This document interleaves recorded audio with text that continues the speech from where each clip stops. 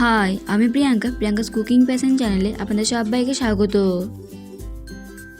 আজ আমি খুব সহজেই নরম তুলতুলে সুজি দিয়ে তৈরি গোলাপ জামুন মিষ্টি বানিয়ে দেখাবো। তাহলে দেরি না করে দেখে নিন আমার আজকের এই রেসিপিটি।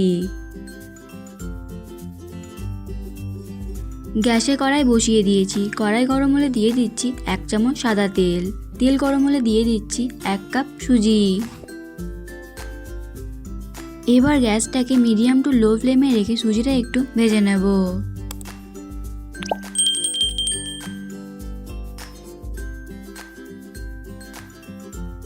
দু 3 মিনিট সময় ধরে সুজিটা একটু ভেজে নিয়েছি। তবে দেখুন সুজির কালারটা কিন্তু চেঞ্জ হয়নি। এবার সুজির মধ্যে দিয়ে দিচ্ছি 1.5 কাপ দুধ।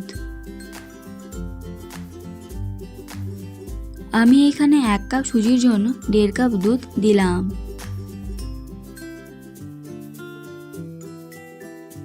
এবার সুজির সাথে দুধটা ভালোভাবে মিশিয়ে নিয়ে একটা ডো তৈরি করে নিতে হবে।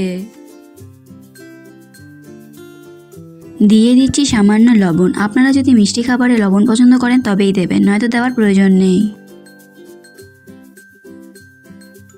4-5 মিনিট ধরে রান্না করার পর সুজিটা এখন ডোতে পরিণত হয়ে গেছে। এবার গ্যাস অফ করে দিয়ে এটা একটা প্লেটের মধ্যে নামিয়ে নেব।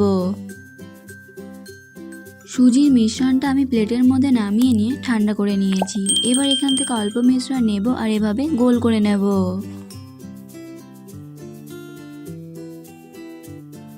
গোল করে নিয়েছি। এবার হাতের সাহায্যে এভাবে একটু চ্যাপ্টা করে নেব।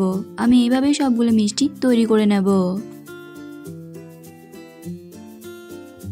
এবার চিনি শিরা বানাবো। তার জন্য গ্যাসে একটা প্যান বসিয়ে দিয়েছি। এবার দিয়ে দিচ্ছি 1 কাপ চিনি আর 1/2 কাপ জল।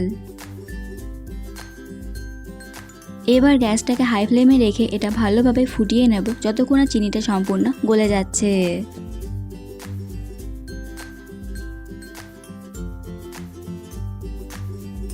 চিনিগুলো এখন সম্পূর্ণ গলে গেছে। এবার এর মধ্যে দিয়ে দিচ্ছি একটা থেতো করা এলাচ।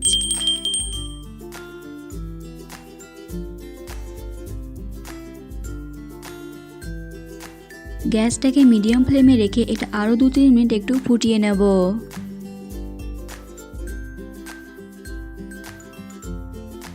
2-3 মিনিট ভালোভাবে ফুটিয়ে নিয়েছি। এবার গ্যাস অফ করে দিয়ে এটা সাইডে নামিয়ে রাখবো।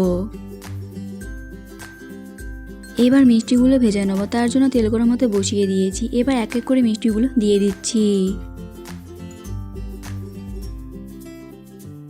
এক পিঠ মিষ্টিগুলো ভাজা হয়ে গেছে। এবার এগুলো উল্টে দিচ্ছি।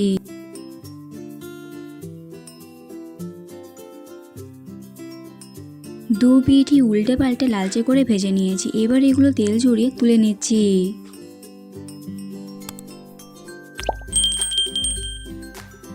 এবার মিষ্টিগুলো চিনি শিরার মধ্যে দিয়ে দিচ্ছি। তবে খেয়াল রাখতে হবে চিনি শিরাটা যেন গরম থাকে। আর যদি ঠান্ডা হয়ে যায় তাহলে আরও একবার চিনি শিরাটা গরম করে নেবেন। আমি এইভাবেই 1 থেকে 2 ঘন্টার জন্য মিষ্টিগুলো চিনি শিরার মধ্যে রেখে দেবো। তবে মাঝে একবার করে উল্টে দেবো মিষ্টিগুলো। তৈরি হয়ে গেল সুজি দিয়ে তৈরি গোলাপ জামুন মিষ্টি। এই রেসিপিটি আপনাদের কেমন লাগলো অবশ্যই কমেন্ট করে জানাবেন। ভালো লাগলে লাইক এবং শেয়ার করবেন। আজ এই পর্যন্তই।